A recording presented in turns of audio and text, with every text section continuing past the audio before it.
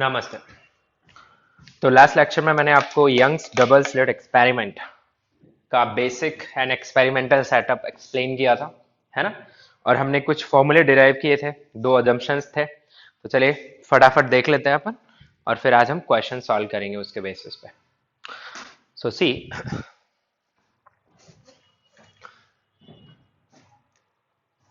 This was the experimental setup. Distance between slits and screen, these are slits S1 S2 and कोई भी point है P, और आपको पता करना रहता है कि ये पॉइंट P पे मैक्सिमा फॉर्म हो रहा है या मिनिमा हो रहा है, ठीक है। या फिर जरूरी नहीं है कि स्क्रीन के हर पॉइंट पे मैक्सिमा या मिनिमा हो, इसके अलावा भी कुछ इंटेंसिटी रह सकती है। This is your central bright, bright से ये डिस्टेंस आपकी y है, ये आपकी एंगुलर पोजीशन है पॉइंट P की थीटा। तो हमने कुछ कंडीशंस डिराइव की थी, जैसे एक फॉर्मूला आया था हमारे पास फ्रिंज विड्थ का, it was lambda capital D by small d, this is fringe width, ठीक है। और फॉर्मूले for delta x, it was d sin theta. You can understand this distance is d, separation between slits. ये था assumption 1 के under में, assumption 1 which was small d is much less than capital D, or you say capital D is much greater than small d. And under assumption 2 you can write it as d tan theta or dy by d, and here it was our assumption 2, and here the condition is y is much less than d, or you can write lambda is very smaller than small d. दोनों एक ही बात है। तो ये हमने derive किया था, है ना। और लोकेशन ऑफ मैक्सिमस आपको मैंने बता दिए थे, लोकेशन ऑफ मैक्सिमस,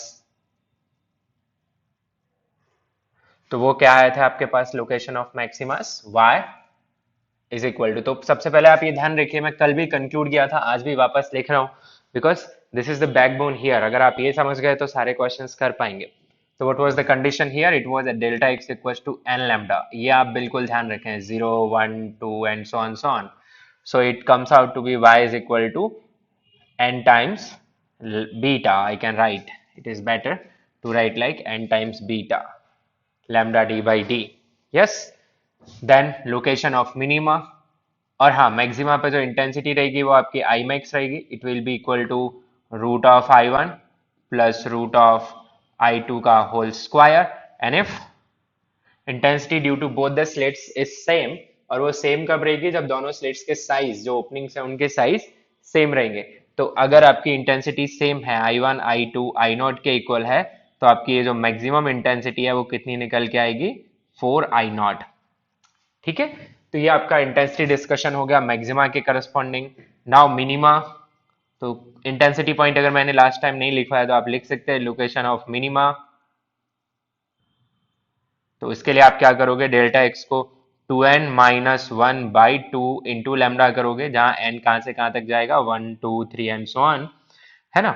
और y आपके पास निकल के आएगा 2n माइनस 1 बाई 2 बीटा, ठीक है, फॉर सेम n।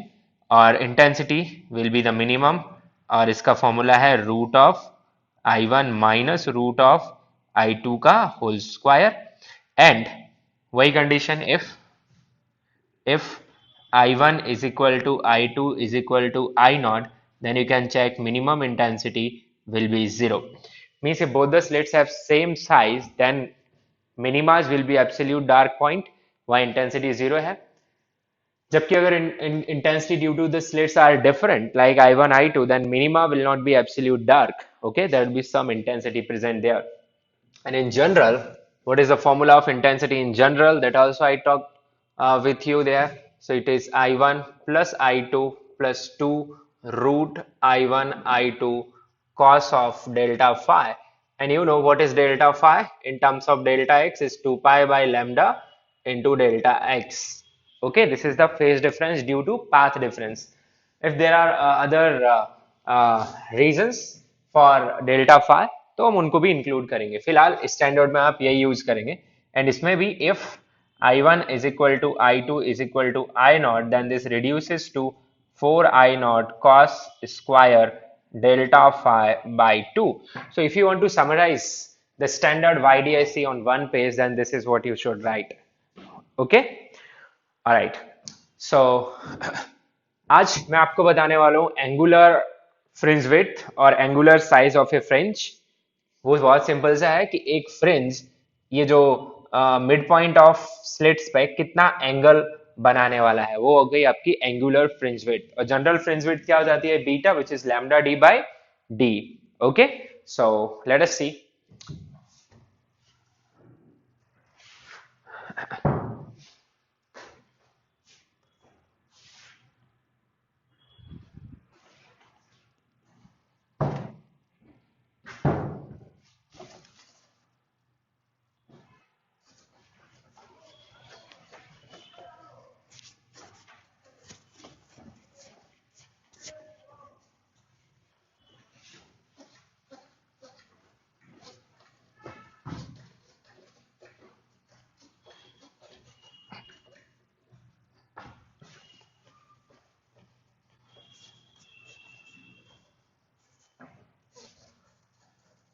ओके, तो आज हम बात करने वाले हैं एंगुलर फ्रिंज विड्थ की।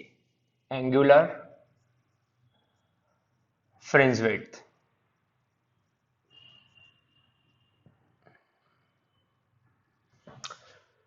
तो एंगुलर फ्रिंज विड्थ कैसे फाइंड करेंगे? देखो,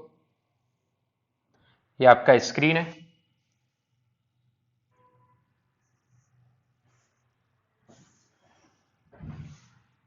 S1, S2, इस पॉइंट को अपन कुछ नाम दे सकते हैं। Let us call this point A, the mid point. Here is O. So what is angular fringe width? It is the angle subtended by a fringe at point A. ठीक है, तो यहां से लेके यहां तक की जो डिस्टेंस आएगी between central bright and the first bright, it will B beta. This is a fringe, और ये फ्रिंज सेंटर पे जो एंगल बनाएगी, ठीक है, this this angle I am writing it as theta, नीचे बीटा। ठीक है, एंगुलर फ्रिंज विड्थ। तो कैसे लिखोगे आप इस एंगुलर फ्रिंज विड्थ को? You will write tan of theta beta, tan of theta beta is equal to beta divided by d. Now you know beta is going to be very small as compared to capital D. Okay, because it contains lambda. What is the beta formula? Beta is lambda capital D by small d. Lambda is much less than small d. So lambda by d बहुत छोटा number आएगा, वो capital D से multiply होगा, तो definitely मेरा जो beta है वो कैपिटल डी से काफी छोटा आएगा। So I can write here as theta b is very small, so tan of theta b को सिर्फ क्या लिख सकते हैं अपन? Theta beta, which is angular fringe width. तो एंगुलर फ्रिंज विड्थ क्या निकल के आ गया आपके पास? बीटा डिवाइडेड बाई डी, और बीटा आप जानते हैं क्या होता है? It is lambda D by d cancels out, so theta beta is nothing but lambda divided by small d. ठीक है, तो एंगुलर फ्रिंज विड्थ हो गया आपके पास lambda divided by small d. अब कुछ पॉइंट आपसे पूछ लेता हूं मैं कि if say I am asking a question to you, मान लीजिए if entire YDIC setup, YDIC standard short form है इस एक्सपेरिमेंट का, एग्जाम में भी आपको लिखा हुआ मिल सकता है YDSE, मतलब रहेगा Young's double slit experiment. Okay, so if entire YDIC setup is put in a liquid of refractive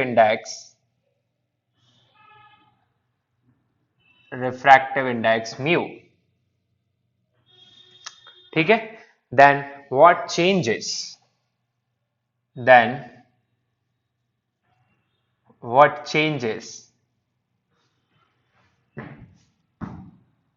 will be there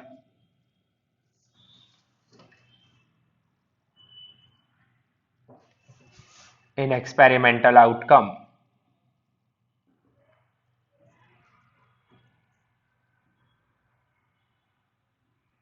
this is the question.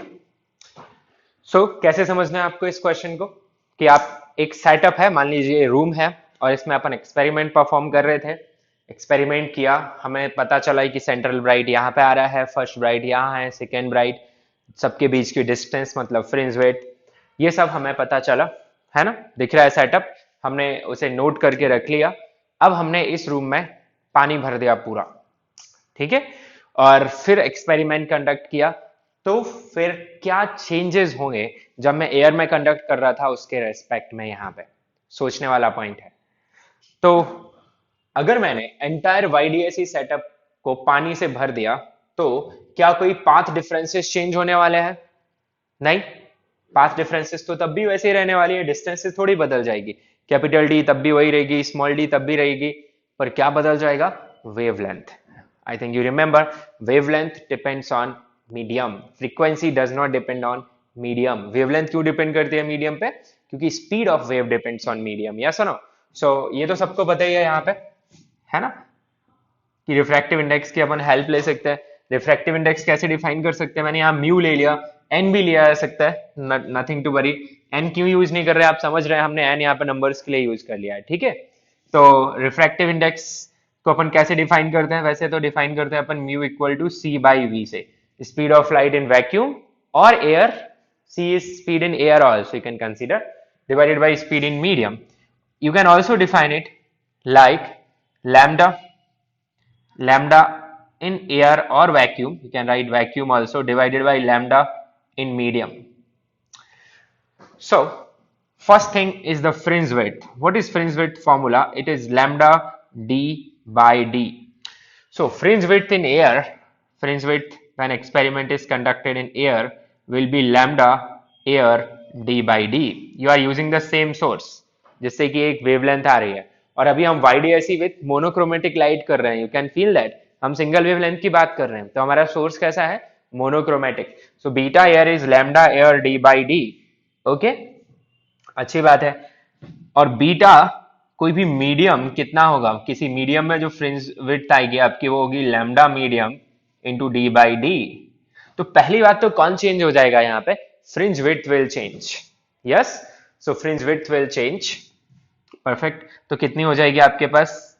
Beta medium will be equal to, you can see from here that lambda in a medium is nothing but lambda in air divided by mu.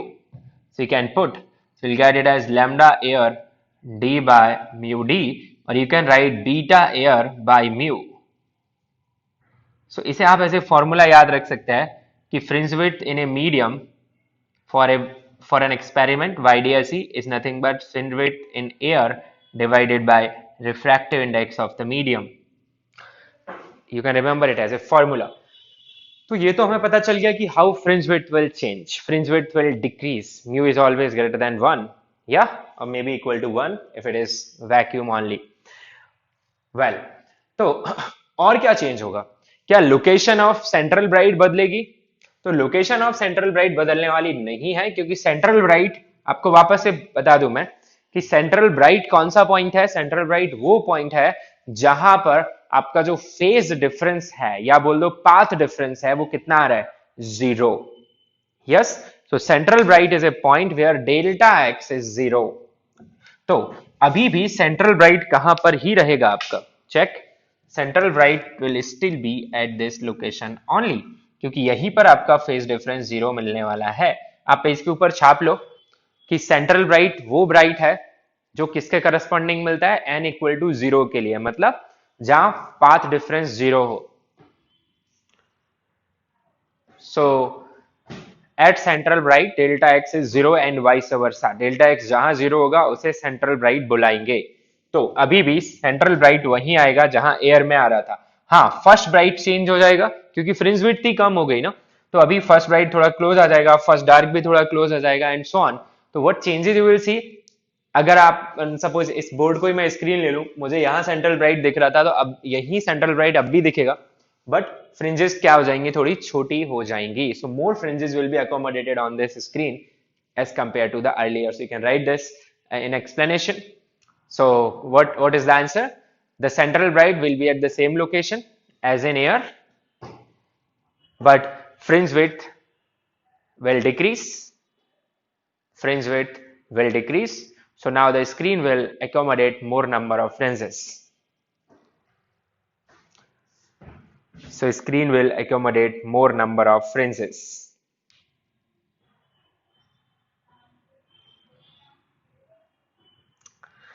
Okay, चलिए अब बात कर लेते हैं अपन कि किसी screen पे कितने मैक्सिमा मिल सकते हैं, maximum. Okay, let's talk about it. तो अपन अभी हेडिंग बना लेंगे हाईएस्ट ऑर्डर मैक्सिमा और minima on screen. Highest order maxima और मिनिमा ऑन स्क्रीन। तो मैं कंसीडर कर रहा हूं कि मेरे पास स्क्रीन का साइज इनफाइनाइट है, ठीक है। मैं मान के चल रहा हूं कि the size of screen is sufficiently long. Okay, तो कितने मैक्सिमम ब्राइट पॉइंट्स मुझे दिखेंगे या कितने मैक्सिमम डार्क पॉइंट्स मुझे दिखेंगे, this is what we are going to talk about. तो कहां से गवर्न होगा ये? आप काउंटिंग किसके टर्म्स में कर रहे हैं? मैक्सिमा मिनिमा की एन के टर्म्स में कर रहे हैं। N equal to 0 you are calling zero order bright, N equal to 1 you are calling first order bright. तो एन ज्यादा से ज्यादा जहां तक जा सकता है वहां तक आपको उतने ऑर्डर ऑफ ब्राइट आपको मिल जाएंगे। सिमिलरली 2n-1/2 जो फैक्टर है वो ज्यादा से ज्यादा जहां जा सकता है उतने ज्यादा हाईएस्ट ऑर्डर के आपको क्या मिल जाएंगे? डार्क। तो चलो समझते हैं, क्या वो इनफाइनाइट हो जाएंगे या फिर उनमें कोई लिमिट आनी चाहिए।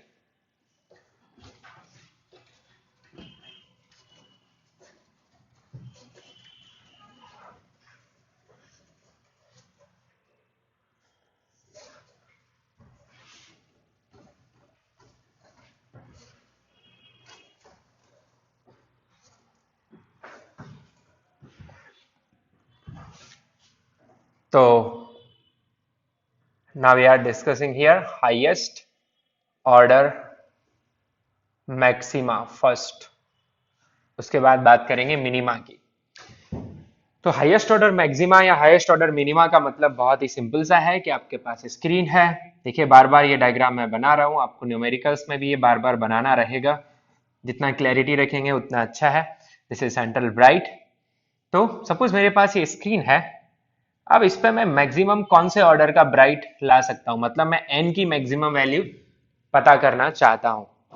तो आप समझिए आपके पास डेल्टा एक्स कितना आता है? डेल्टा एक्स आता है आपके पास डी साइन थीटा। ये कब आता है? जब आप कौन सा अजम्पशन यूज कर लेते हैं? अजम्पशन 1, है ना। और यही बन जाता है डी टेन थीटा जब हम अजम्पशन 2 यूज कर लेते हैं।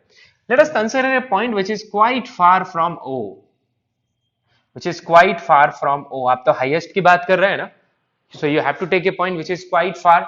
सो क्या y अब d से बहुत छोटा रह जाएगा जब आप हाईएस्ट ऑर्डर ब्राइट की बात करेंगे? नहीं, y तो और बड़ा होता जाएगा, यस और no. So now y and d may be comparable और may be y is much greater than capital D। So क्या मैं अजम्पशन 2 यूज कर सकता हूं यहां पे? नहीं, ठीक है। अजम्पशन 1 इज स्टिल वैलिड क्योंकि ये तो सेटअप का अजम्पशन है, ये आपके पॉइंट की चॉइस पे डिपेंड नहीं कर रहा है, ठीक है। So assumption 1 is still valid, but in calculation of highest order maxima you can not use assumption 2, क्योंकि आप जितना ऊपर जाएंगे y बढ़ता जाएगा, थीटा भी बढ़ता जाएगा। So neither you can write sine theta is theta nor you can write it is equal to tan theta, yes. So you can not use assumption 2। So मैं लिख भी देता हूं, one can't or cannot use assumption 2 in order to find highest order maxima. Well, then we have to go with this. अब आप किसकी बात कर रहे हैं? मैक्सिमा। मैक्सिमा वो पॉइंट होते हैं जिनके corresponding delta X N lambda के इक्वल बनता है। So put for maxima condition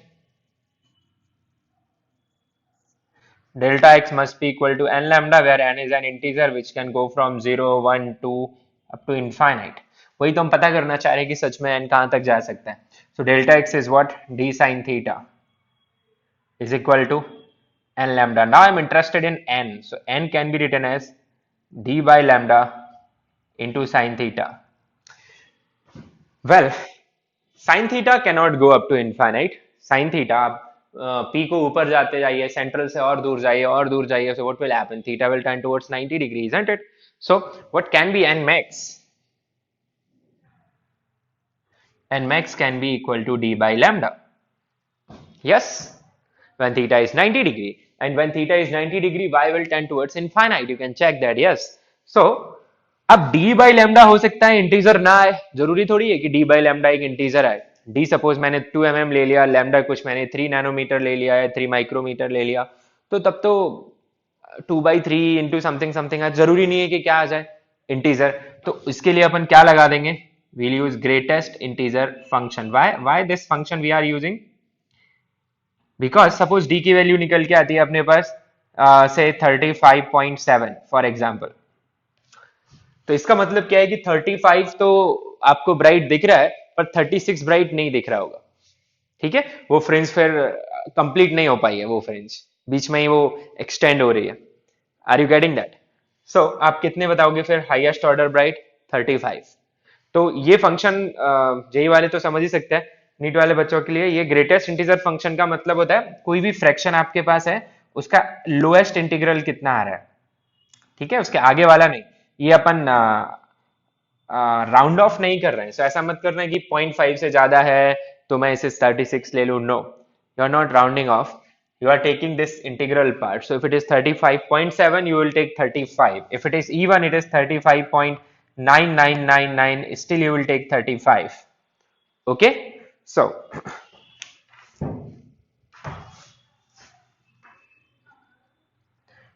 now here you are going to get n max is greatest integer d by lambda. Now total number of maximas, total number of maximas will be equal to twice of n max. Why am I writing twice of n max? क्योंकि highest order आपको ऊपर भी मिलेगा तो कहां भी मिलेगा, नीचे, प्लस एक कौन सा रहेगा? Central bright. So do not forget this कि आपसे पूछे वो कि बताओ भाई टोटल नंबर ऑफ मैक्सिमा कितने बन रहे हैं एक गिवन सेटअप में, तो आप बोलोगे 2n max plus 1. अब क्वेश्चन दिमाग में एक छोटा सा ये बैठता है कि भाई फ्रिंज विड्थ तो फिक्स विड्थ है, सोच के बताना ये बात जो मैं पूछ रहा हूं यहाँ पे. फ्रिंज विड्थ क्या होती है आपके पास? Lambda capital D by small d. ये नंबर तो फिक्स है एक गिवन सेटअप में. तो क्या मैं स्क्रीन बढ़ाता जाऊं तो नंबर ऑफ मैक्सिमास बढ़ने नहीं चाहिए क्या? मेरी बात समझ पा रहे हैं मैं क्या बोलना चाह रहा हूं? एक फ्रिंज की लंबाई मान लीजिए ये सॉल्व करने के बाद 1 mm निकलती है. ठीक है, तो अब इसमें कोई लिमिटेशन क्यों होना चाहिए? ये तो इनफाइनाइट भी आ जाना चाहिए था. या फिर ये गलत है कि हर एक फ्रिंज 1 mm की नहीं है. सो स्टार्टिंग में सपोज ये ब्राइट 1 है, ये ब्राइट 2 है, ये ब्राइट 3 है, ये ब्राइट 4 है. ये सब के सब ब्राइट कितने से सेपरेटेड रहते हैं? बीटा से. लेकिन सिर्फ तब तक ही जब तक कि जो आपका y है that is n times beta it is quite less than d. क्यों? क्योंकि आप जो बीटा का फॉर्मूला डिराइव करके आए हैं, this formula is derived under both the assumptions. Beta आपका तब आया था आप अपने अजम्पशन 2 भी लिया है, जबकि जब आप हाईएस्ट ऑर्डर मैक्सिमा पे जा रहे हैं तो आपका अजम्पशन 2 वैलिड नहीं है. इसका मतलब जो फ्रिंजेस सेंट्रल ब्राइट के आसपास बनेंगे, मैं बताऊंगा आपको कि ये कितने नंबर तक जा सकती है, क्वेश्चन सॉल्व करेंगे तो आपको और क्लियर समझ जाएगा.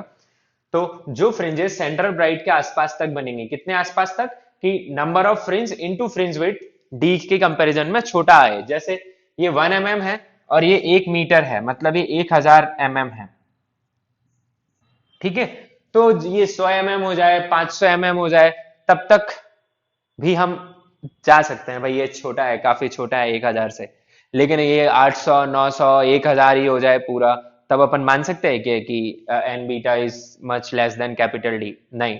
ठीक है, तो फिर क्या कंक्लूजन क्या निकल रहा है इस बात का? इस बात का कंक्लूजन ये निकल रहा है the fringes which are close to the central bright having this much width, fixed width, but as one is moving away from the central bright, quite away from the central bright, such that y becomes much greater than capital D or comparable to capital D, in that case fringes का जो size है वो क्या होता जा रहा है?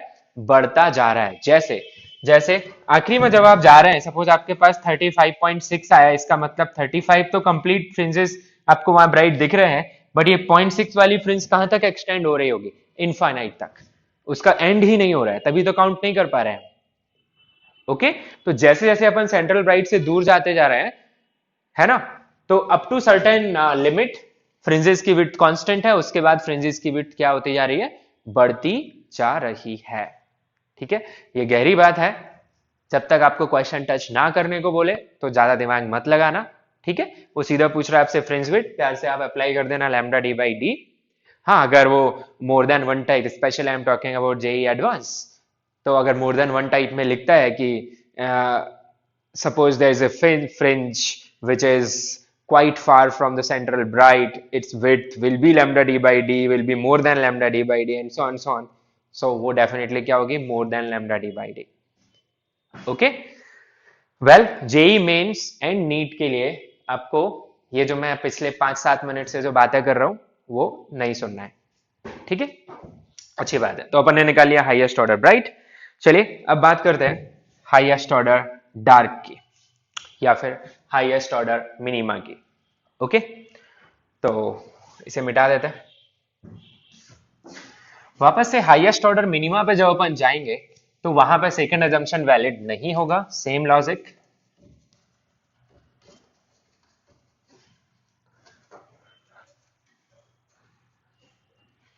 सो highest order minima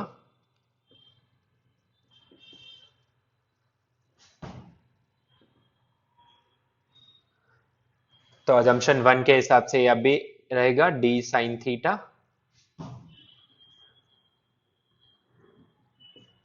ठीक है, assumption 2 is not valid,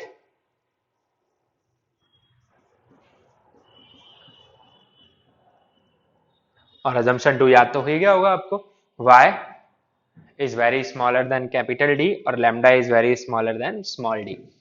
तो अब कंडीशन ऑफ मिनिमा क्या होती है डेल्टा x के टर्म्स में, कि delta x is equal to 2n minus 1 by 2 into lambda. ठीक है, तो आप क्या लिखोगे? आपका d sine theta is equal to 2n minus 1 by 2 into lambda. So what will be n? तो आप n फाइंड करिए, तो यहाँ पे d बाई लैम्डा आ जाएगा, 2d बाई लैम्डा आ जाएगा, इंटू साइन थीटा आ जाएगा। ठीक है, प्लस 1 आ जाएगा, and whole thing divided by 2 आ जाएगा। Can check, this is what you are getting n। So n आ गया आपके पास d by lambda into sine theta plus 1 by 2। वापस से n की जो मैक्सिमम वैल्यू है हाईएस्ट ऑर्डर, तो उसमें अपन ग्रेटेस्ट इंटीजर लगा देंगे, d by lambda plus 1 by 2। ठीक है, so total number of minimas on screen. अब अच्छा, अगर उसने स्क्रीन का साइज दे दिया तो फिर हमें देखना पड़ेगा कि इतने स्क्रीन अकोमोडेट कर पा रहा है कि नहीं। ठीक है, वो अपन मान रहे हैं कि भी स्क्रीन का साइज इनफाइनाइट है, कुछ नहीं बोलता तो आप ये मान के चलेंगे। So total number of minimas will be equal to this twice of N max, क्योंकि सेंट्रल ब्राइट से जितने ऊपर बनेंगे सेंट्रल ब्राइट से उतने नीचे बनेंगे, और ऐसा कोई सेंट्रल मिनिमा या सेंट्रल डायरेक्ट जैसा पॉइंट एग्जिस्ट नहीं करता है यहाँ पे। तो बस इतना समझ लो, टोटल नंबर ऑफ मिनिमा कितने आ रहा है? 2n मैक्स प्लस 1, जहां n मैक्स है स्मॉल डी बाई लैम्डा का greatest integer. Total number of minima कितने आ रहे हैं? 2n मैक्स, जहां n मैक्स है this greatest integer d by lambda plus 1 by 2।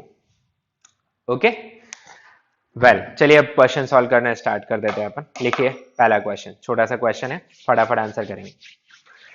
लिखिए इन ए YDSE,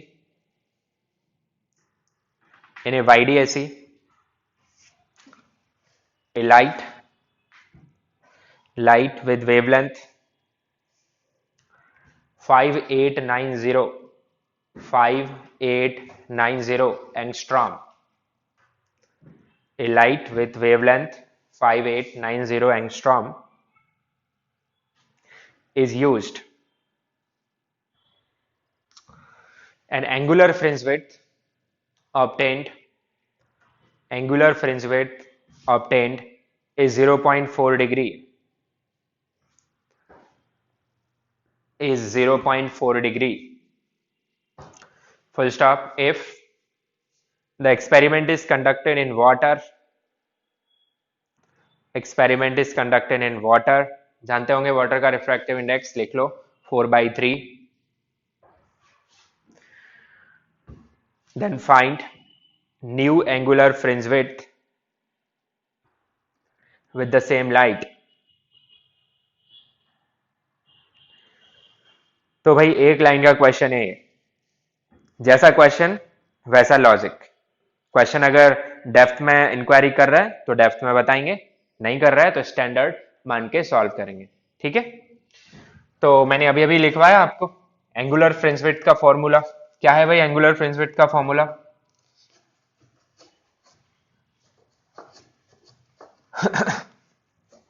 तो वो होता है beta divided by capital D, है ना, और बीटा होता है लैम्डा डी बाई डी, तो कैपिटल डी कैंसिल हो जाएगा, तो वो निकल के आ जाएगा अपने पास lambda divided by small d. तो एंगुलर फ्रिंज विड्थ भी किस किस पे डिपेंड कर रही है? वो डिपेंड कर रही है लैम्डा पे और स्मॉल डी पे. अब मीडियम चेंज होने से क्या चेंज होता है? स्मॉल डी तो उतना ही रहेगा एक एक्सपेरिमेंटल सेटअप में, तो चेंज होगा आपका लैम्डा. तो अपन लिख सकते हैं फिर कि बीटा थीटा या थीटा बी, बीटा जैसे भी आपको लिखना है, मैंने आपको ये सिंबल लिखवाया है, इसको ऐसे भी लिखते हैं.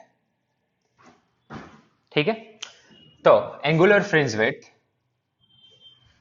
is equal to lambda by small d, means it is directly proportional to lambda. So beta theta 1 by beta theta 2 is equal to lambda 1 by lambda 2. और lambda 2 को तो आप लिख ही सकते हैं कि वो lambda 1 डिवाइडेड बाय म्यू होगा. तो अगर ये पूछा जाए तो भी, तो अपने पास सीधा आ जाएगा beta theta 2 is nothing but beta theta 1 divided by mu.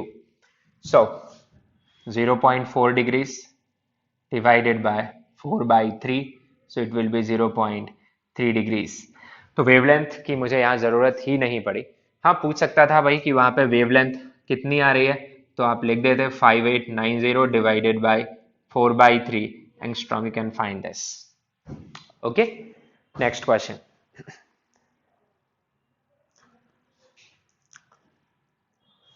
लिखिए, in a YDSE,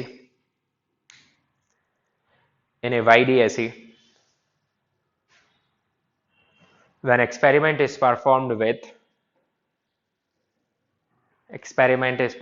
with wavelength 5700 angstrom, there are 60 fringes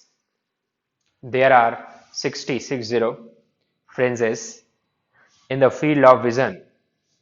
यानी आप एक लोकेशन पे खड़े हुए और वहां से आप कितनी फ्रेंजेस काउंट कर पा रहे हैं? 60. ठीक है, full stop. Find number of fringes observed from the same location, number of fringes observed from the same location in the same experimental setup, same location in the same experimental setup, if wavelength used is 6000 angstrom, wavelength used is 6000 angstrom. तो same experimental setup का मतलब हो गया कि आपकी D D medium भी वही है, मीडियम चेंज नहीं किया है उसने, पर उसने लाइट ही चेंज कर दी. पहले वो 5700 एंगस्ट्रॉम के साथ एक्सपेरिमेंट कर रहा है और बाद में 6000 एंगस्ट्रॉम के साथ. सो सॉल्व इट.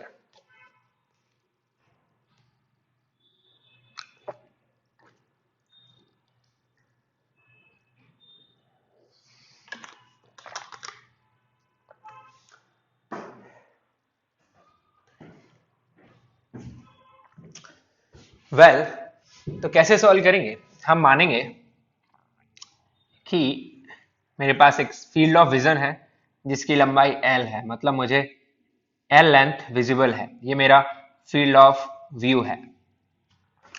कि मैं यहां से यहां तक का स्क्रीन देख पा रहा हूँ।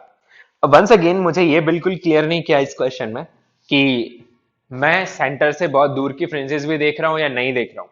तो ऐसे केसेस में आप क्या मान के चलेंगे, you are with the standard condition, both assumptions are true. ठीक है, सो सिंपल है भाई। अगर यहाँ पे n फ्रिंजेस आ रही है, सपोज यहाँ पे आप टोटल n फ्रिंजेस देख पा रहे हैं, मान लीजिए n को मैं कैपिटल N कर देता हूँ, capital N fringes are there, और एक फ्रिंज की जो विड्थ है वो बीटा है, तो आप L को क्या लिख दोगे, L will be your n into beta.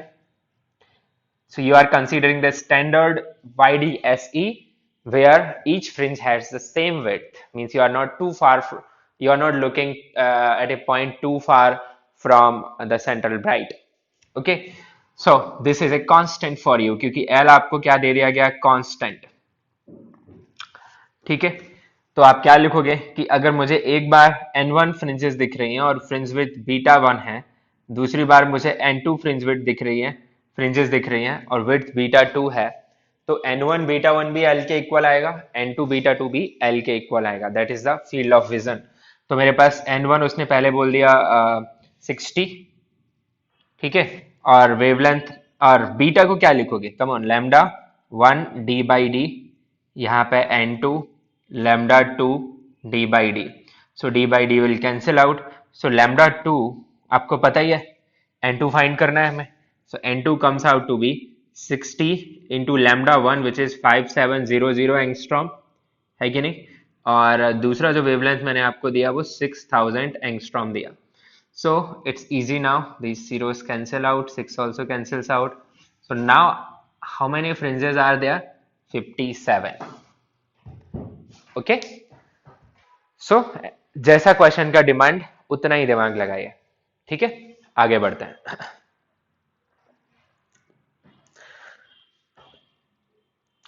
लिखिए, इन ए YDSE apparatus,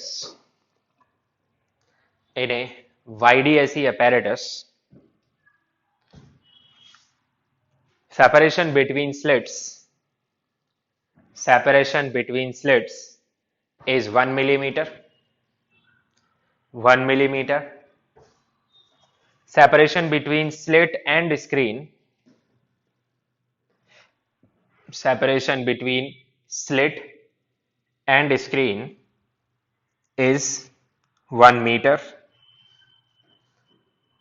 1 meter. Wavelength used is 6000 angstrom, 6000 angstrom। तो भाई क्या क्या दे दिया इस क्वेश्चन में हमें, बार के लिए लिख लेते हैं। Separation between slits means small D कितना दे दिया, 1 millimetre, capital D 1 metre, and wavelength 6000 angstrom. This much information is given to me. Now I'm asking you find minimum distance between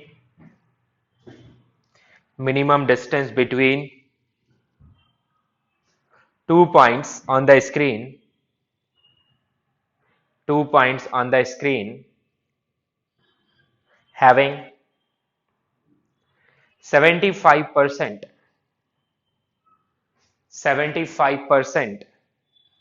of the maximum intensity on the screen,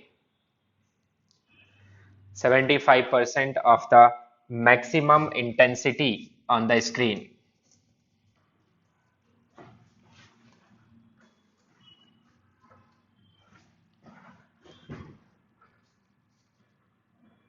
well, intensity के साथ कैसे relate करूं मैं इन numbers को, तो कोई बड़ी बात नहीं है। इंटेंसिटी के फॉर्मूले में क्या आता है बताओ, इंटेंसिटी के फॉर्मूले में आता है भाई फेज डिफरेंस का टर्म। ठीक है, और कुछ नहीं दिया, बिल्कुल स्टैंडर्ड मॉडल मान के चले, और ये मानना है आपको कि दोनों स्लिट्स सेम इंटेंसिटी प्रोड्यूस कर रहे हैं, यानी I1 और I2 सेम है। तो डायग्राम मस्ट है, बना लीजिए। तो ये हो गया अपना स्क्रीन, ये हो गया अपने स्लिट्स, ठीक है, ये हो गया सेंट्रल ब्राइट, स्टैंडर्ड वाइड ऐसी अपने को एज्यूम करना है। तो intensity, why don't we just write the intensity pattern here, this is my central bright B0, यहाँ पे होगा मेरा फर्स्ट ब्राइट B1, यहाँ पे है सेकेंड ब्राइट B2, ठीक है, सेम वे यहाँ पे होगा first bright, second bright, and then you have the dark. So ये हो गया आपके पास D1 फर्स्ट डार्क, बिल्कुल बीच में आ जाएगा D2, here you have D1 and here you have D2, ठीक है।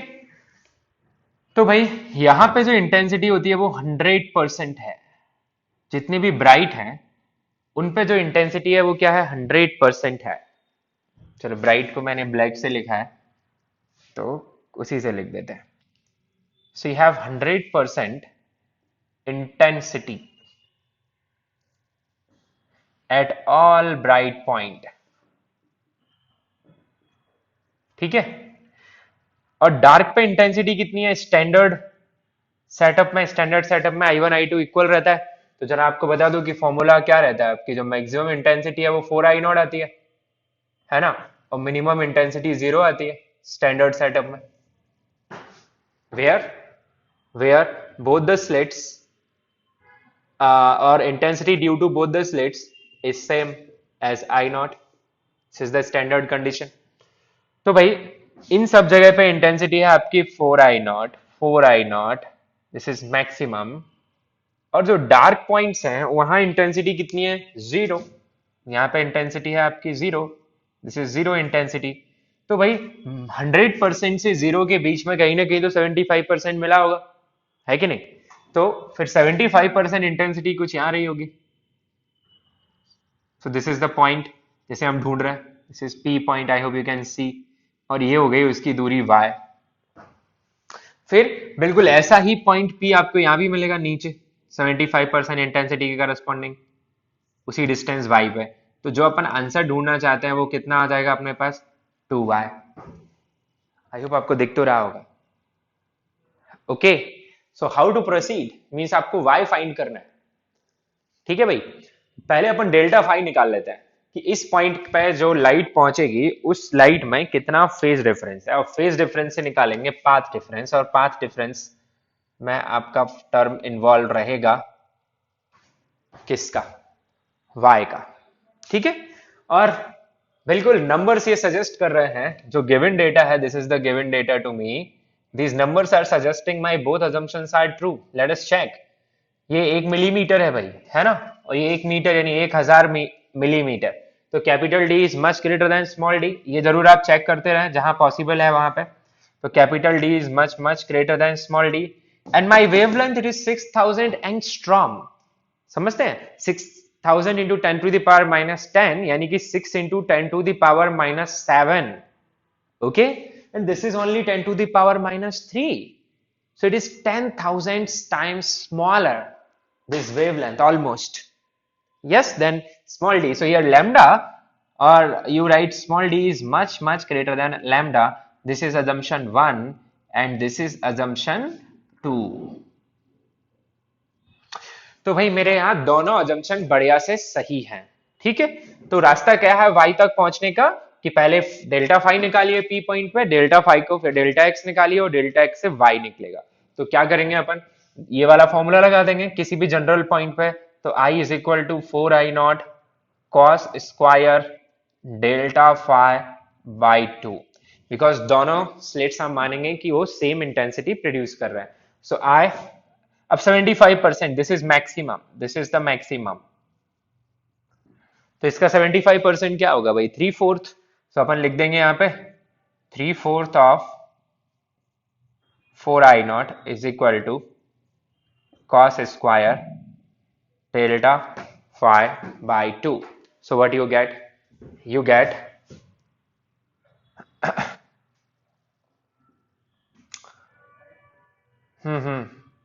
कुछ गड़बड़ कर दिया मैंने यहाँ पे, 4I0 भी तो आएगा, है ना, 4I0, तो ये कैंसिल हो गया आपके पास। तो यहाँ पे क्या बच रहा है आपके पास, 3/4 is equal to cos square delta phi by 2।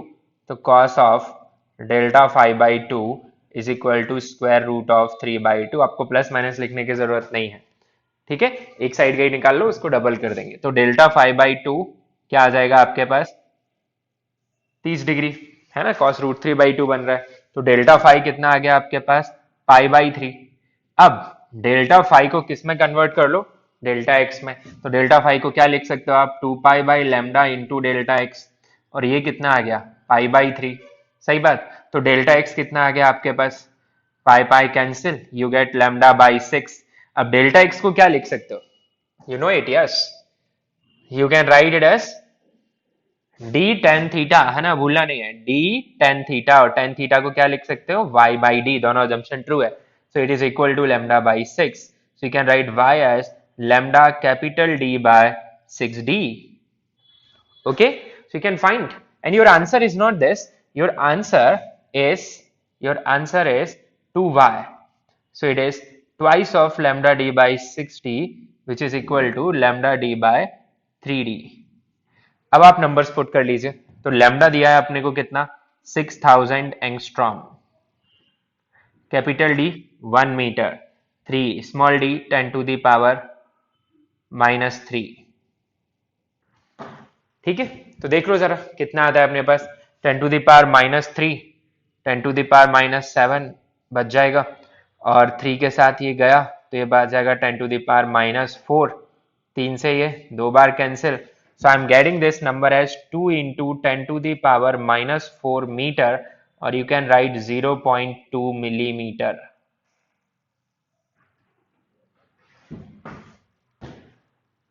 Isn't it?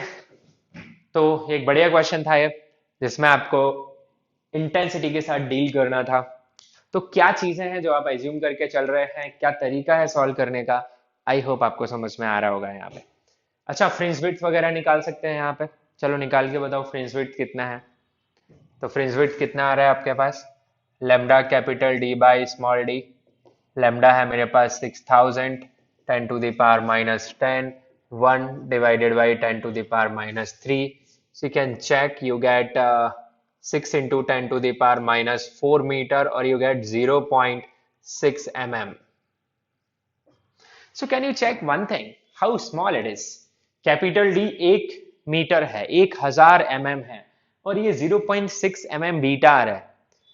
So tell me the highest order maxima here, highest order maxima which is possible in this case. Can we solve? अच्छा, ये तो लिख लिया होगा, if not then just write it down. So I'm asking different parts of this question now to you. Highest order maxima, तो क्या होता है highest order maxima is, highest order maxima होता है आपके पास greatest integer of what, d by lambda. So what is d, you have 10 to the power -3 lambda 6000 into 10 to the power -10 का greatest integer. So how much you get, you get 10 to the power कितना बच जाएगा, -4, so you get it as 10 by 6, yes, 10 to the power -7, sorry मैं कुछ भी कर रहा हूँ। तो यहाँ पे बचेगा मेरे पास 10 to the power -7, ऊपर जाएगा तो 10 to the power 4 आएगा, यानी कि 10,000 डिवाइडेड बाई 6 आएगा। तो रफली कितना निकलता है, निकालते हैं अपन। तो 5000 बाई 3 इसका ग्रेटेस्ट इंटीजर, तो आप निकालिए कितना आता है ये, एक बार जाएगा 6, फिर 6, फिर 6, ठीक है, पॉइंट समथिंग आता रहेगा, है ना, 6 6 6 कंटिन्यू रहेगा, ऐसे ऐसे कर देते हैं। तो हाईएस्ट ऑर्डर मैक्सिमा कितना आ गया आपके पास, 1666, yes. Total number of maxima, total number of maximas वो कितने आ जाएंगे आपके पास, इसके डबल +1। ठीक है, तो कितना आ जाएगा आपके पास? इसको डबल करके एक जोड़ दिया तो यहाँ पे 3 आ जाएगा, फिर यहाँ पे 3 आ जाएगा, 3 आ जाएगा और 3। This is the total number of maximas you will get. Now check 3 3 3 3 इतने सारे मैक्सिमा आ रहे हैं और कितनी सारी फ्रिंजेस अकोमोडेट हो रही हैं इसमें। एक फ्रिंज की विड्थ कितनी है? 0.6 है ना। तो सपोज मैं 100 मैक्सिमा की बात करूं तो 100 मैक्सिमा यहाँ से कितनी दूर होगा? 100 इंटू 0.6 यानी कितना आ रहा है वो? 60 mm। ये आपका y आएगा। So is it still much less than capital D? या तो 100 मैक्सिमा यानी 100 फ्रिंज जो है उसमें भी आप ये यूज कर सकते हो beta lambda D by D. हाँ, अगर मैं 1000 पे चला जाऊं then it will be 600 mm। 600 mm is somewhat comparable to 1000 mm, but still छोटा तो है ही, है ना, काफी छोटा है। तो तब भी आप रफली बोल सकते हैं हाँ कि जो 1000 मैक्सिमा है वो यहाँ से कितनी दूरी पे होगा? 1000 इंटू 0.6 यानी 600 mm, बट उससे थोड़ा डिफरेंट आएगा। बट जैसे आप वहां पे चले जाओगे 1666 मैक्सिमा फ्रॉम दैट, तो वो तो फिर आप यहाँ से नहीं निकाल सकते। ठीक है, चलिए अगले न्यूमेरिकल में मैं आपको अच्छे से समझाता हूँ कि ये चीज कैसे जाने वाली है। ओके, चलिए लिखते हैं next question. So I think intensity point आपको यहाँ पे समझ में आ गया होगा।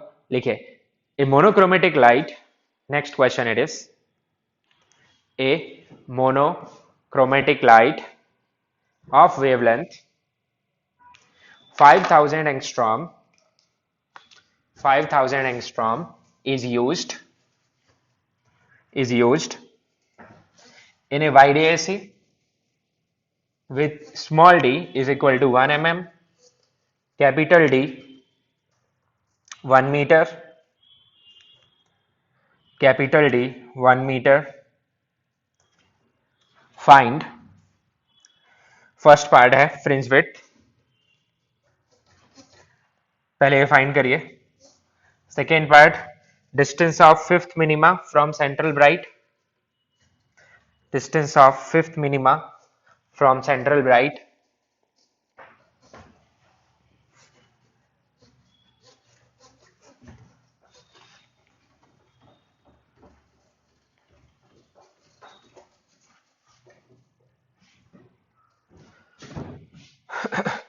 Then we'll solve few more part also. तो मैंने आपको यहाँ पे दे दिया है small D 1 mm, capital D 1 metre and wavelength 5000 angstrom. And first part I asked is the fringe width. तो क्या निकाल लोगे आप? Lambda D by D 5000 10 to the power minus 10 into capital D 1 divided by small d 10 to the power minus 3। तो calculation आराम से करिएगा। तो यहाँ पर 10 to the power minus 3 से cancel, 10 to the power minus 7, so I get 5 into 10 to the power minus 4 meter, so I can write 0.5 millimeter. This is my fringe width. Okay, second part I asked is distance of fifth minima from central maxima. तो fifth minima from central maxima, तो आपको मैंने location of minima बताया हुआ है। Location of minima क्या है आपके पास? 2n minus 1 by 2 into beta. Yes, so आपको मैंने फिफ्थ पूछा है तो यहाँ पे 5 पुट कर दीजिए। सो 2 into 5 minus 1 by 2 into beta which is 0.5 mm। So solve, how much you get? 9 by 2 है ना, यानी 4.5 by 2, so 2.25 mm. So this is the distance of fifth minima from central bright. But आप check कर लीजिए कि कहीं ये y capital D से बड़ा तो नहीं आ जा रहा है, या फिर ये y कैपिटल D के कंपेरेबल तो नहीं आ जा रहा है, क्योंकि अगर वो कंपेरेबल आ गया तो फिर ये आंसर गलत हो जाएगा। ठीक है, जैसे आगे नेक्स्ट पार्ट। चलो फिफ्थ मैक्सिमा की डिस्टेंस भी बता दो। distance of fifth maxima from central bright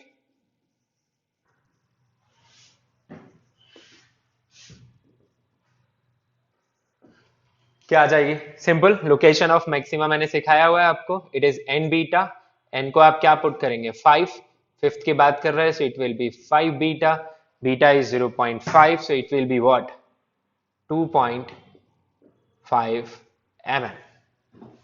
ठीक है? Still, in both the cases, you can compare your y is much less than d because this result is obtained by using both the assumptions. So you must verify, you should keep it in mind. चलिए, fourth, distance of 1000 maxima from central bright 1000 maxima की distance central bright से आपको बतानी है। ये कैसे बताएंगे?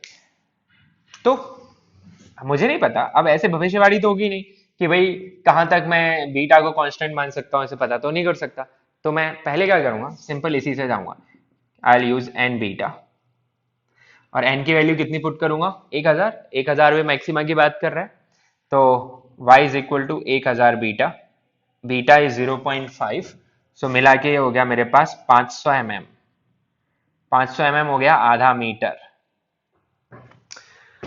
भाई आधा मीटर 1 मीटर के कंपेरेबल है कि नहीं? कंपेरेबल है भाई। तो हम यहां लिख सकते हैं हियर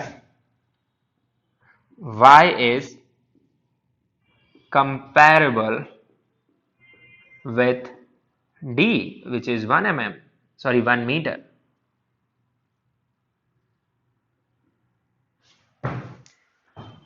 तो ये आंसर गलत है, 0.5 मीटर गलत है, क्योंकि वहां बीटा को आप सेम नहीं मान सकते।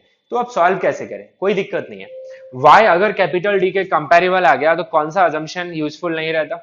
Assumption number 2। कैपिटल D तो अभी स्मॉल d से बहुत बड़ा है ना, you can see this numbers. Okay, first assumption is valid. तो अजम्पशन 2 यूज ही नहीं करते भाई, हम अजम्पशन 1 से ही चलते हैं और डायग्राम बना के सोचते हैं। ठीक है, तो इसे मिटा दे रहा हूं मैं, बट साइड में लिख के रखिएगा कि अपनी फ्रिंज विड्थ कितनी निकल के आई है? 0.5 mm। तो यहीं पर लिख लेते हैं, after solving we got beta as 0.5 mm। So what is happening here कि 1000 मैक्सिमा जो है वो काफी दूर आ रहा है सेंट्रल ब्राइट से। ठीक है, तो इसका ये जो थीटा निकल रहा है वो काफी बड़ा निकल रहा होगा। This is S1, S2, this is capital D। तो ये जो पॉइंट P है तो ये maxima. So can I write delta X at point P? Delta X at point P, yes I can write delta X as what? Point P कौन सा वाला है? 1000 मैक्सिमा है भाई, ये उसने बोल दिया है। So it should be equal to 1000 times lambda. सही बात है ना? और assumption 1 is valid, assumption 1 is valid, that is capital D is much greater than small d, it is valid। So I can write delta x as d sin theta which is equal to 1000 lambda। So sin theta comes out to be 1000 lambda by small d। So can I solve for this? Yes, let us solve। So I am getting sine of theta as 1000 and what is lambda? 5000 angstrom। Okay, 5000 angstrom divided by small d which is 10 to the power -3। Well, let us find out how much we get this number। So 3 और 3 6 और 3 9, मतलब ये सब cancel हो जाएगा। 10 की power कितनी बचेगी? -1। So I get sin theta as 5/10 और 1/2. So I get theta as pi/6. Is pi/6 very small angle? 30 degree छोटा एंगल होता है क्या भाई? नहीं होता है. तो क्या आप साइन 30 डिग्री को tan 30 डिग्री लिख सकते हो क्या? नहीं लिख सकते. तो वही गलती हो रही है यहाँ पे, क्योंकि यहाँ तो अपन कैसे पहुंचे हैं, साइन थीटा को tan थीटा लिख के. ठीक है, तो कोई इशू नहीं है. अब मेरे पास थीटा एग्जैक्टली निकल गया. अब मैं tan ऑफ थीटा लगा दूंगा, मुझे y चाहिए ना. सो अभी मैं इस डायग्राम में लगा सकता हूँ कि what is tan of theta is y/d. ठीक है, I am not writing sign theta is tan theta, मैं इंडिपेंडेंटली सॉल्व कर रहा हूँ. साइन थीटा से मैंने थीटा निकाल लिया. So now will write tan of pi/6 y/d. So my y will be d, and how much is tan pi/6 is 1/√3. So d by root 3. Let's evaluate this number. So it is 1/√3 meter, or you say √3/3 meter, और √3 होता है आपके पास 1.732/3. So if you divide you get 0.6. नहीं आएगा 6, 5 ही आएगा. ठीक है, बची 2, 7, फिर से बचा 2, 7. See the difference? It becomes crucial when both are present in the options. That's the difference in the type of exams you get. यही क्वेश्चन अगर जेई मेन पूछता कि distance of 1000 maximum for central, then they may have the options, like 0.57, or you say 0.9, 0.3. तो फिर आप यहां से भी गैस कर देते भाई, ये 0.5, 0.57 पे टिक करके आ जाते. बट जेई अगर पूछता तो डेफिनेटली वो यही चेक करना चाहता है whether you have understood the experiment और नॉट. तो वो आपको 0.5 भी देता और क्या भी देता, 0.577 भी देता.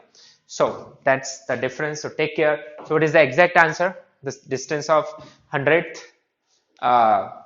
1000 maxima from central is 0.577 meter.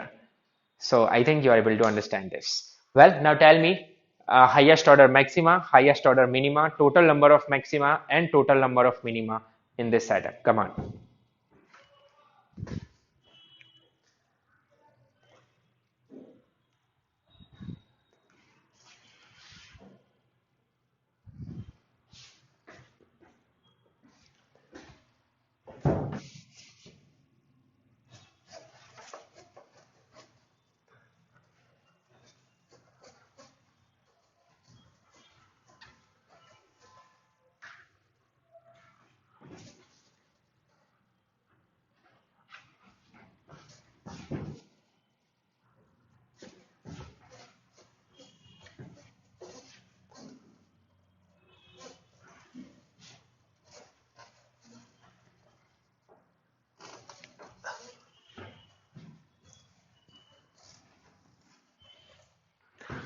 So now you are going to find total, और सबसे पहले highest order maxima.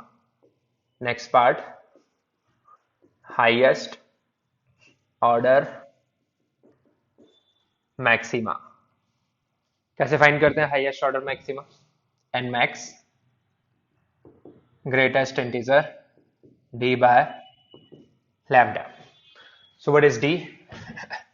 1 mm, lambda 5000 angstrom, इसका ग्रेटेस्ट इंटीजर. तो 3 और 3 6, बचा 4, तो ये आ जाएगा 10,000 डिवाइडेड बाई 5, तो आ जा रहा है 2000. अब ये तो एग्जैक्ट इंटीजर ही आ जा रहा है, तो ये आ गया आपके पास 2000. ठीक है, तो total number of maxima, total number of maximas क्या हो जाएंगे, डबल इसका और एक सेंट्रल वाला. सो 2 इंटू 2000 प्लस 1, यानी ये हो जाएगा 4001. तो इस सेटअप से आपको जो टोटल मैक्सिमा देखेंगे वो 4001. ठीक है, highest order minima, highest order minima कैसे निकाल सकते हो, वो आएगा आपका N max is equal to greatest integer D by lambda plus half. अब ये कैलकुलेशन तो हमने ऐसे ही कर लिया, तो ये आएगा आपके पास 2000.5, बट स्टिल आंसर तो कितना ही आएगा, 2000. ठीक है, तो this is highest order minima. And total number of minimas, total number of is equal to what 2000 into 2 यानी कि 4000। तो आपको इस सेटअप में 4000 मिनिमा 4001 मैक्सिमा दिख रहे होंगे। ठीक है, वेल नेक्स्ट पार्ट इसका सॉल्व करते हैं। लिखिए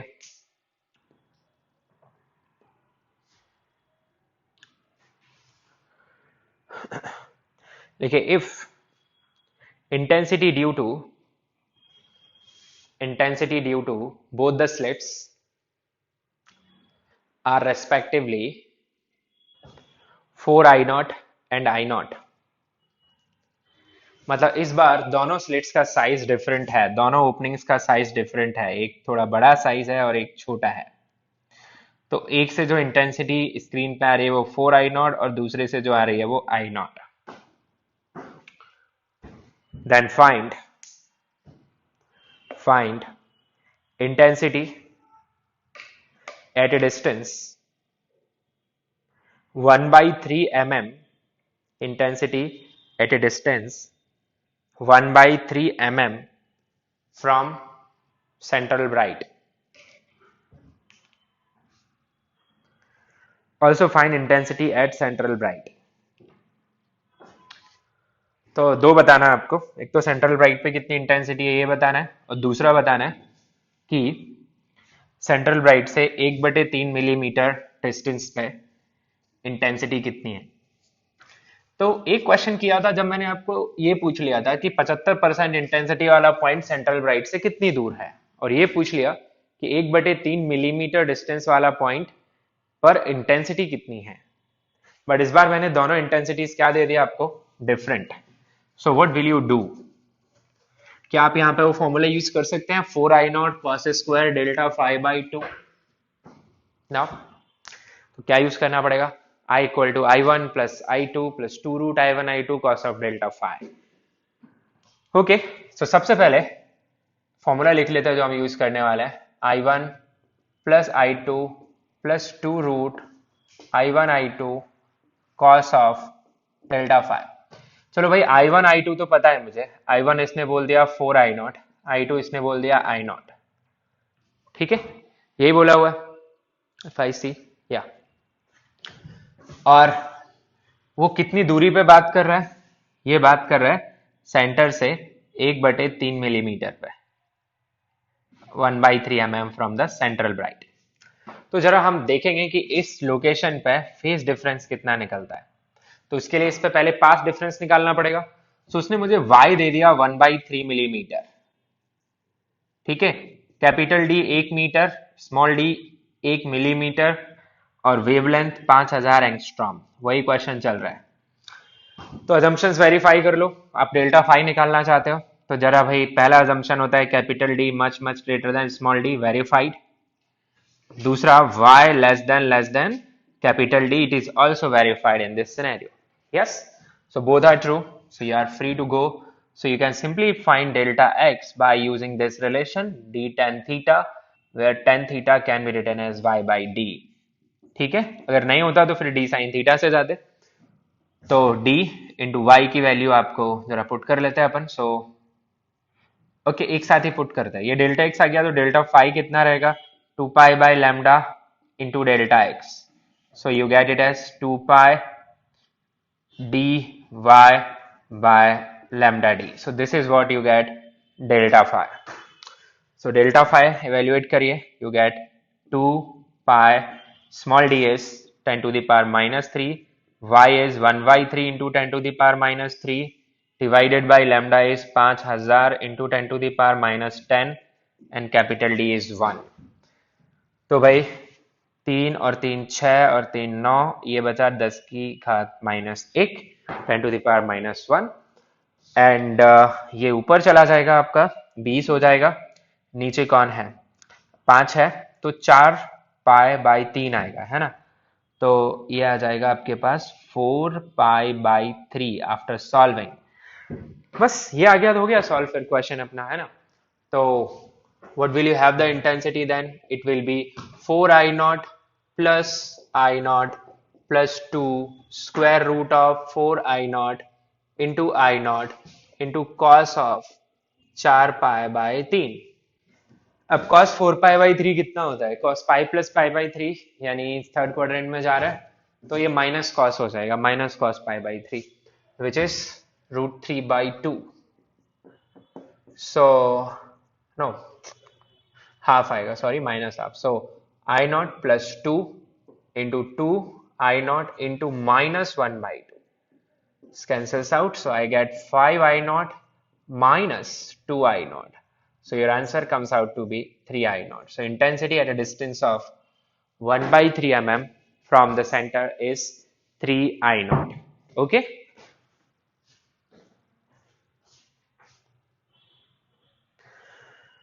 So I hope आपको समझ में आ रहा है कि ये क्वेश्चन हमने कैसे सॉल्व किया।